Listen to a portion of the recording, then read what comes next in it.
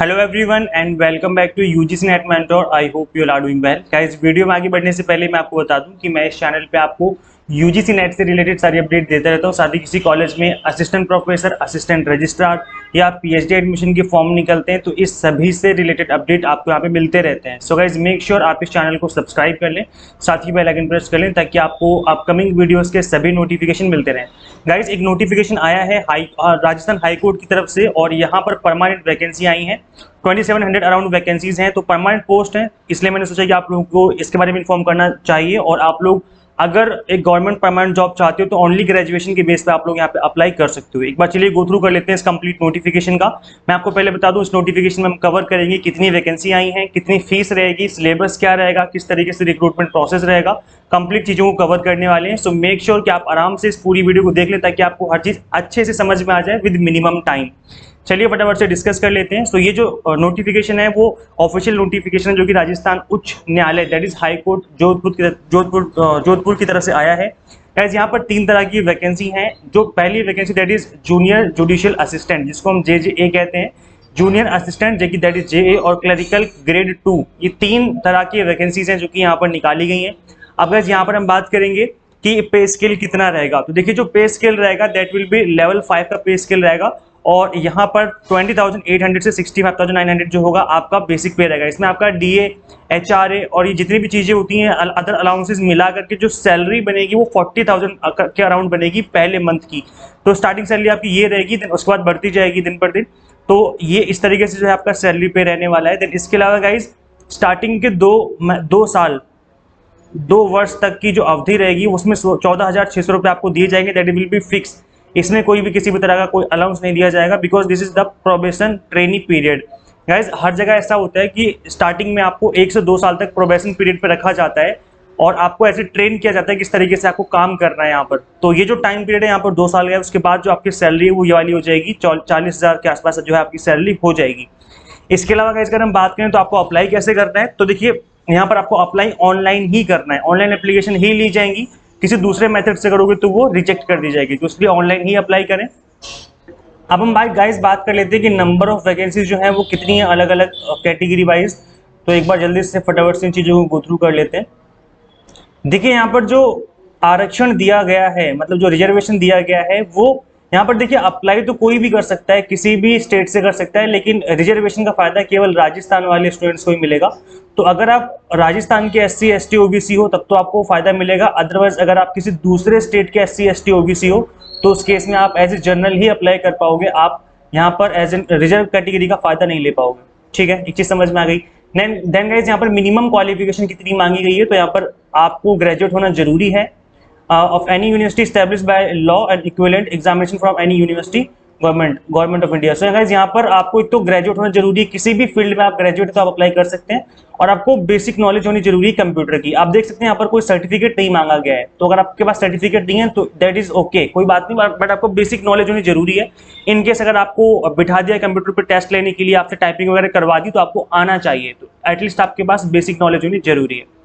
Physical fitness की बात की गई है, ये तो हर गवर्नमेंट जॉब में होता है, फिजिकल फिटनेस तो चेक करी जाती है। नेशनैलिटी जो है, आप भारत के नागरिक हो या नेपाल के हो या तो भूटान के हो, भूटान का प्रजनन हो, तो है जो यहाँ पे आप अप्लाई कर सकते हो। इसके अलावा अगर किसी और आप दूसरे कंट्री से हो तो अप्लाई नहीं कर सकते। देखिए गाइस, यहाँ पर एक एज रिलैक्सेशन और एज लिमिट क्या रहने वाली है इसकी बात कर लेते हैं। मिनिमम जो है एज आपकी 18 ईयर्स होनी चाहिए, मैक्सिमम 40 ईयर्स होनी चाहिए। और इसके अलावा गाइस, यहाँ पर जो रिलैक्सेशन दिया गया है अपर एज लिमिट पे 5 साल का दिया गया है फॉर SC ST कैटेगरी और OBC कैटेगरी को। लेकिन याद रखें आप लोग, यहाँ पर EWS और विमेन कैंडिडेट्स को भी दिया गया है। आप गाइस एक चीज याद रखिए कि जो यहाँ पर रिलैक्सेशन दिया गया है ये ओनली उन बच्चों को दिया गया है जो कि राजस्थान के SC ST कैटेगरी के आते हैं। अगर आप किसी दूसरे स्टेट से अप्लाई करोगे तो उस केस में जो है यहाँ पर आपको फायदा नहीं मिलने वाला। ठीक है, और एक चीज याद रखना है यहाँ पर, there shall be no age limit in case of widow and divorcee women candidate. तो अगर आप विडो हैं या डाइवर्सी वुमेन है तो उस केस में कोई एज लिमिट नहीं है, आप किसी भी एज में हो आप यहाँ पर अप्लाई कर सकते हो। बाकी आप इन चीजों को एक बार खुद से गो थ्रू कर लेना, जो भी चीजें लिखी हुई हैं, बाकी जो इंपॉर्टेंट था मैंने आपको बता दिया यहाँ पर। इसके अलावा गाइस देखिए, कैरेक्टर सर्टिफिकेट तो आपको स्कूल से या फिर कॉलेज से मिला ही होता है, तो आपको वो यहाँ पे दिखाना पड़ेगा।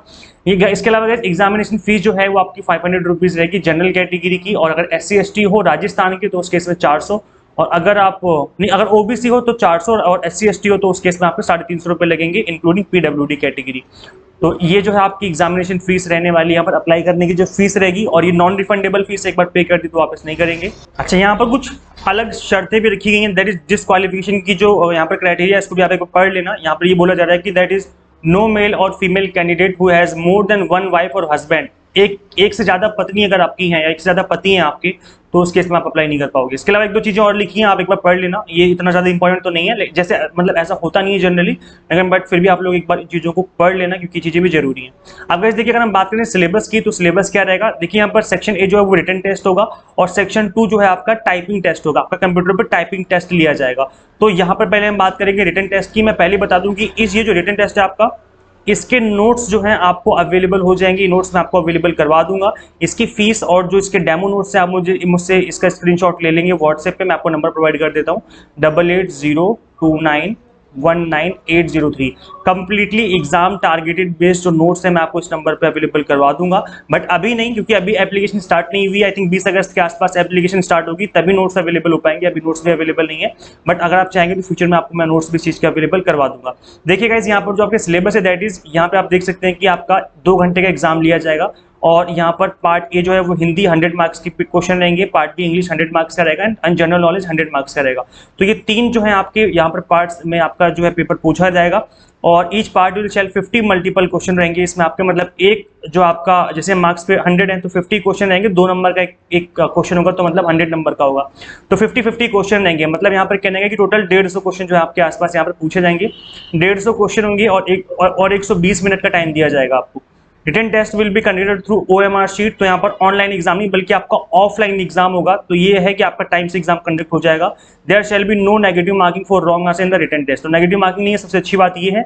अब गाइस देखिए, ये जो चीजें आपको हर जगह अवेलेबल हो जाएंगी जो सिलेबस है, लेकिन जो मेरे पास नोट्स है वो कंप्लीटली एग्जाम टारगेटेड बेस्ड है। जो आपके प्रीवियस ईयर के पेपर्स हुए हैं उनको ध्यान में रखकर के नोट्स बनाए गए हैं, तो इसलिए यहाँ पर आपको काफी एक बड़ा एडवांटेज मिल जाएगा कि आपको सिंगल प्लेस पे आपको सारी चीजें यहाँ पर मिलने वाली हैं, मिल जाएंगी, ठीक है।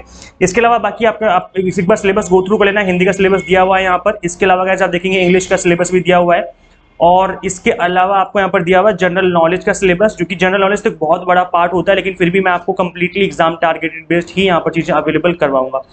इसके अलावा अगर जो आपका सेक्शन बी होगा that will be computer test. यहाँ पर आपका कंप्यूटर पर टाइपिंग टेस्ट लिया जाएगा।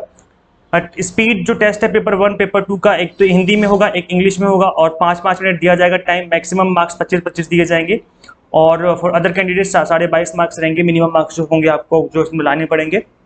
पेपर 2 का एफिशिएंसी टेस्ट होगा, 10 मिनट का होगा, इसमें मैक्सिमम मार्क्स 50 होंगे इसमें।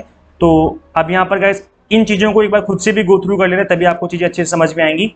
Method of conducting speed and efficiency test जो है यहाँ पे लिखा हुआ है कि किस तरीके से आपका लिया जाएगा, कौन से फॉन्ट में लिया जाएगा। आपका कैलिबरी इंग्लिश में होगा, हिंदी में कुर्ती देव जो हिंदी वाले फॉन्ट होते हैं उसमें लिया जाएगा, और बाकी चीज़ें आप एक बार पढ़ लेना चीज़ों को, ठीक है, तभी चीज़ें आपको अच्छे से समझ में आएंगी।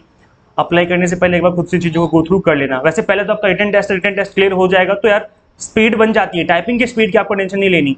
ऑनलाइन एप्लीकेशन होगा, देखो जो आपका ऑनलाइन एप्लीकेशन है वो 22 अगस्त से स्टार्ट होगा। आज मैं वीडियो बना रहा हूँ 8 अगस्त से, तो आप लोग अभी अप्लाई मत करना, 22 अगस्त से स्टार्ट होगा, तो अभी अप्लाई करने मत पहुंच जाना। 1 बजे से फॉर्म स्टार्ट होंगे और 22 सितंबर तक चलेंगे, मतलब 1 महीना आपको अप्लाई करने का टाइम दिया जाएगा। और इसके अलावा आप यहाँ पे देख सकते हैं जो चीज़ें हैं मैंने आपको समझा दी हैं, जितनी भी चीज़ें इंपॉर्टेंट थी यहाँ पर। और अप्लाई करने का जो लिंक है वो तभी अवेलेबल हो जाएगा जैसे ही आपका अप्लाई करने का जो सिस्टम है वो स्टार्ट होगा। अब यहाँ पर जो देखिए जो वैकेंसीज हैं यहाँ पे आप देख सकते हैं कि ये आपकी वैकेंसी है अनरिजर्व कैटेगरी की 82। यहाँ पे आप देख लेना कि ये जो वैकेंसीज हैं अलग अलग अलग अलग जो आपकी वो कास्ट वगैरह होती है ना, जनरल OBC ST ST, इस तरीके से यहाँ पर वैकेंसी शो कर रखी है। एक बार आप खुद से चीज़ों को गो थ्रू कर लेना तभी चीज़ें आपको समझ में आएंगी। और ये आपका लिपिक ग्रेड 2 वाली वैकेंसीज हैं, मतलब यहाँ पर जो टोटल 3 वैकेंसी निकली है ना, तीनों का अलग अलग बॉक्स में इन्होंने दिखा के रखा हुआ है। ये कनिष्ठ सहायक वाला है, मतलब जो आपका असिस्टेंट जुडिशियल असिस्टेंट था, तो उसकी वैकेंसी जी अलग अलग कैटेगरी वाइज है। अनरिजर्व EWS SC ST की अलग अलग वैकेंसी है, तो आप एक बार खुद से देख लेना तभी चीज़ें समझ में आएंगी आपको अच्छे से। और यहाँ पर कंप्लीट चार्ट दिया हुआ है कि किस शहर में कितनी वैकेंसी, अलग अलग शहर वाइज भी वैकेंसी यहाँ पर दी हुई है, तो आप एक बार इनको भी देख लेना। यहाँ पर total number of vacancies mention कर रखी हैं, तो एक बार खुद से एक बार इन चीज़ों को पढ़ लेना। अब गाइस आपको करना क्या है, इस वीडियो को ज़्यादा से ज़्यादा शेयर कर देना। हो सकता है कि आपको जॉब की रिक्वायरमेंट ना हो, लेकिन आपके फ्रेंड को जॉब की रिक्वायरमेंट हो जो कि राजस्थान या उसके आसपास एरिया में रहता है, तो इस वीडियो को शेयर कर देना ताकि वो बच्चे अप्लाई कर सकें। अगर आपको अप्लाई नहीं करना है तो आप एटलीस्ट आपके फ्रेंड्स अप्लाई कर सकें, तो इस वीडियो को ज़्यादा से ज़्यादा शेयर कर देना। और चैनल को सब्सक्राइब नहीं किया तो चैनल को सब्सक्राइब कर लो। सो गाइस इस वीडियो में इतना ही, मिलते हैं नेक्स्ट वीडियो में। Till then keep watching UGC NET mentor. Thank you so much.